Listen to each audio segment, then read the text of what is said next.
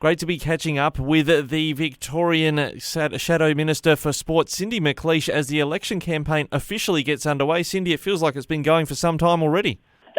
It does feel a little bit like that, and things are pretty busy in Victoria. As you would know, there's widespread flooding. It's keeping every MP pretty busy in country Victoria. Yeah, just quickly before we talk about your announcement you've made on the first day of the official campaign about gymnastics, how are things going in your local electorate when it comes to flooding? And I guess there's probably been a bit of land slippage as well. There's a lot of road closures, and of course we've got much land still underwater.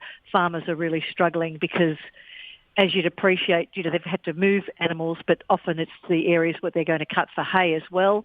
So, they're losing their coming hay season, they've lost silage, and, a number of people have lost stock. And there's water still sitting there, and it's becoming black and smelly and mosquito-borne. So, it's not great.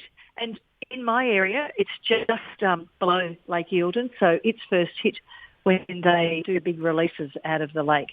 Oh, that's very challenging for local people all over regional Victoria, and we're grateful for the efforts of emergency services and others, as well as MPs, supporting their communities through this challenge. Yeah, emergency services has been brilliant. They're volunteers and they're doing so much work. It's just amazing. Cindy, when it comes to volunteers, there's quite a few in the sector when it comes to gymnastics, and you've got a funding announcement that the opposition's made if you're successful at the state election. That's right. Gymnastics is the third most popular sport for kids.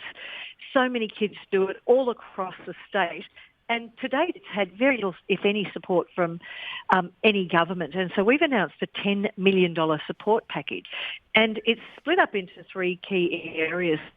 So they have a gymnastics estate centre in Paran. And it's not fit for purpose for them to run competition. So every time they want to run their championships, they have to bump in and bump out of somewhere else, and it costs them like $500,000 each time. Like, it's an enormous cost. So we're contributing $2 million to the upgrade of that centre. On top of that, they've got a schools program, and that had to stop during COVID. Like so many of the sports that get out and about into schools, during COVID couldn't do it.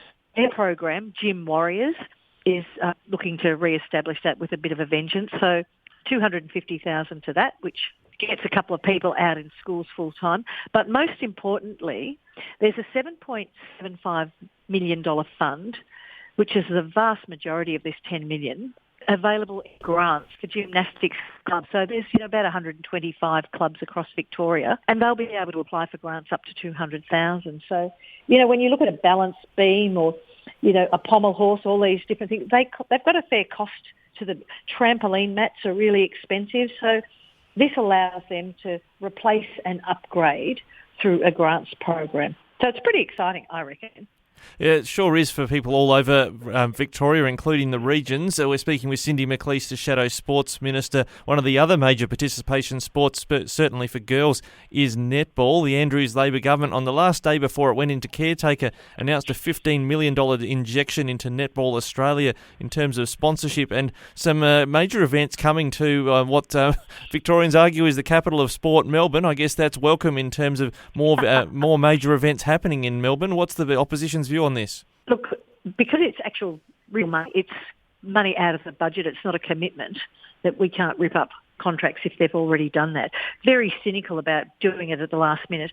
And, frankly, I think governments need to think twice about bailing organisations out, and having commercial partners is a much better opportunity for sports going forward.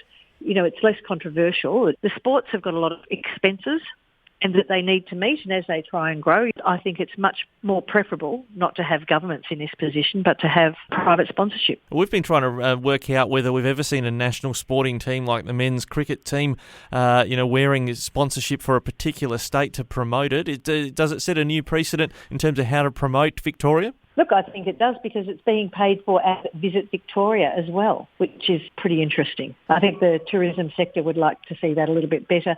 And, we've got a lot of flood-impacted victims that are going to need a lot of money, and I hope they're as quick to help those guys. Cindy McLeish, Shadow Minister for Sport, thanks for joining us. Also the member for Eildon, talking about flood impacts there in your local electorate. Thanks again for joining us today on Flow.